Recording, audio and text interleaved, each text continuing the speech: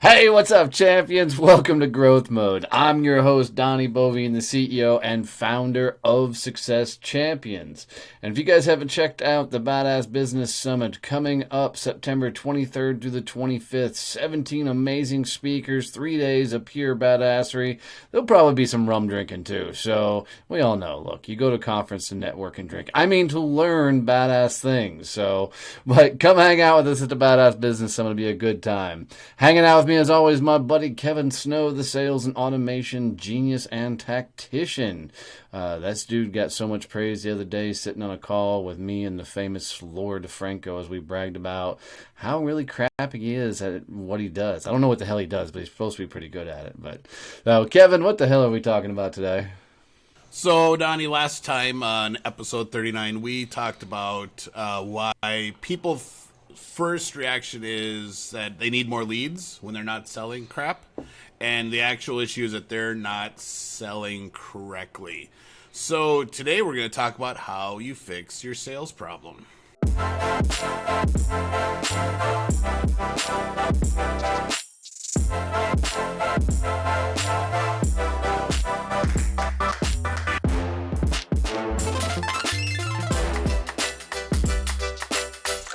Nice.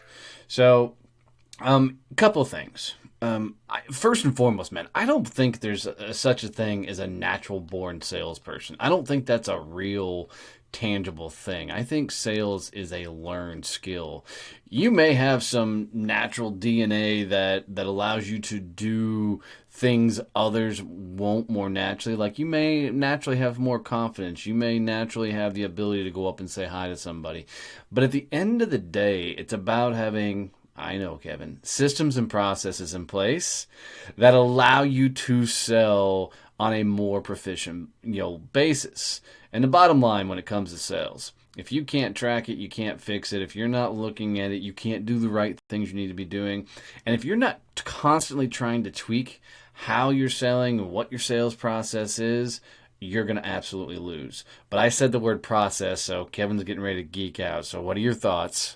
I'm thinking I need to get like some applause soundtracks that I can play every time that you say that, just because it's awesome. No, you're absolutely right, though. You have to track what you're doing in your sales process and how you're interacting with your clients if you want to have any shot in hell to actually fix a sales process that's not working.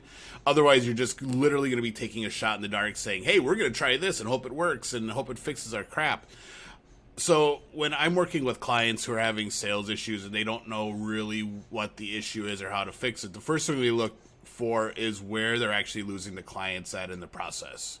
So you need to be tracking where they're at in the sales cycle and what your conversion at each point is. So if I get them to step 2 in the sales process, there is a 50% chance that they are actually going to end up buying. If I get them to step 4 in the cycle, there is a 90% chance they're going to buy. So you need to see where the number is wrong and then figure out what you fucked up in that specific step and why people are dropping off there at a higher rate than other places. Yeah, and I like this. And if you guys have followed the show at all, I'm a one call close. And I'm not trying to say I'm the greatest fucking salesperson in the world. What I'm saying is I suck so bad at follow up that I don't want to do it. So I try and take everything to a one call close. So in doing that, so for me, my process and system is more about checking the boxes to completely disqualify somebody.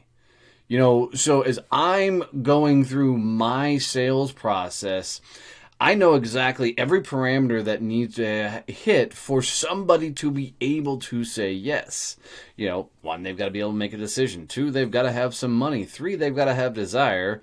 And 4, I've got to understand their world enough that my services will actually accomplish what I say it's going to accomplish.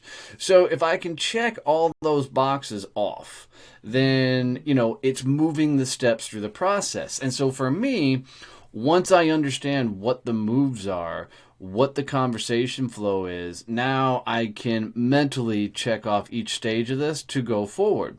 When you're doing multi-tier sales and maybe ongoing call sales where there's multiple things and everything, you can do step-by-step systems and processes. You can actually have your pipeline built out so you know what stage of the sale they're in.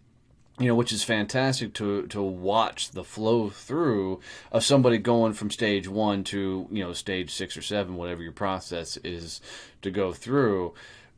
Because and if you have a team of people underneath you, they can know what the chance of this deal actually closing actually is. So I think for a lot of you, it's one, getting a damn process, because Kevin and I, you see me doing it several times. We're in front of a freaking room, we're talking to a group of people, we're like, cool, what's your operation process? And they're like, blah, blah, blah, blah. What's your accounting process? And they just drill it out, right? But when you come and you ask them what the hell their sales process is, it's like a deer in the headlights. They have no damn clue. And so I think a lot of fixing your sales process or sales in general is to, one, get a damn process so you can repeat it over and over again. You have to understand how you sell, and more importantly, you have to understand how your clients make that purchasing decision. Yeah, how they buy. Whether it's a yes or a no, you need to understand what gets them to that point where they're going to make that decision. And a lot of people don't understand that. And that's really the first step. If I'm going to help someone figure out their process, we're going to go in and we're going to have lots of conversations with clients, both ones who bought and ones who didn't, and understand how they went through that process. And that's really also going to give you a ton of information on what they didn't like about your sales process and what was annoying to them and what worked well. And that's going to allow you to then figure out, all right, so here's where our friction points are with our prospects. How do we fix them? Yeah, no, I love that. And as you were talking, what kept running through my head is I think there's even a step before the processes. And that step is you got to stop giving a shit what people think about you. It's people, and I think a lot of that comes from we're all assholes to some extent. And, we're this judgmental, pricks that we look at somebody and like, oh my God, I can't believe that person would wear that out in public. Or I can't believe they do their hair that way. Or they whatever. We're so judgmental. We think everybody's so judgmental to us. So I think as you're going into your processes, and we'll get back to processes, you got to turn off the noise of what other people think about you. But I think it's also healthy to understand what your overall flow is. So, you got to know, one, what is the business development process before you even get into sales? What are you doing to bring people into your world? Because everybody says, if I can just sit across from them, I'll get the deal done. The problem is people don't know how to get to the actual conversation itself. So I think you start back there and you start putting a process in place to say, okay, how do I find them? How do I engage them? How do I get them to a conversation? Then how do I actually get them to a meeting? And then what's the process in the meeting? Is it multiple sales calls? Is it whatever?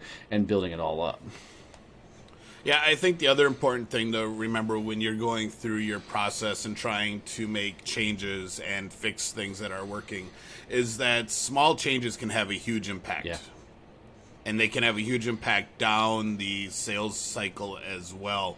So instead of doing huge drastic changes where you're basically fruit basket upset, you need to pick one thing that you want to fix. Upset? What the fuck does that mean? You haven't heard that? No, I have no idea. That must be a Yankee. I have no idea. A Yankee. Your banana's mad at the apple? Wait, what the fuck is that? Why would your fruit basket be upset? I don't know where the term came from, but it's basically it's like chaos. It is taking that basket of fruit and just throws it all everywhere. Donnie is now Googling basket upset to figure out what it is. Yeah, that is a term. I am actually Googling it. I can't type fast enough. Oh Jesus! But the goal is, if pick one little thing that you can track and you can see what impact it has. It's it's actually a game. Who knew? Is it a game too? Yeah. Fruit basket turnover is the name of the game.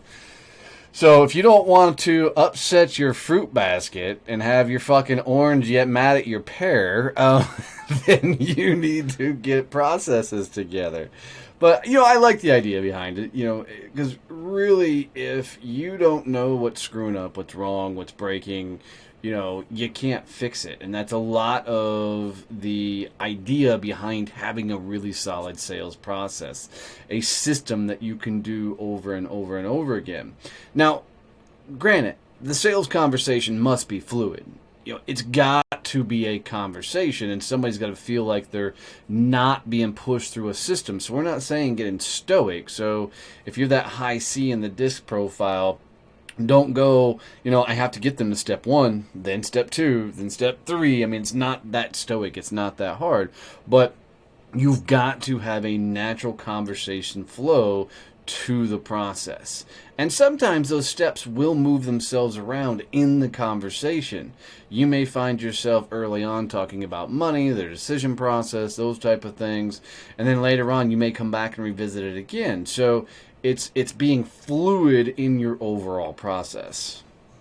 I think it's also important for the salesperson to understand what the triggers are. Good word. To understand that someone has moved to that next step. Because I think especially new salespeople or people who are really passionate about what they do try and push the process along and move the prospect into that next step of the sales process before they're ready.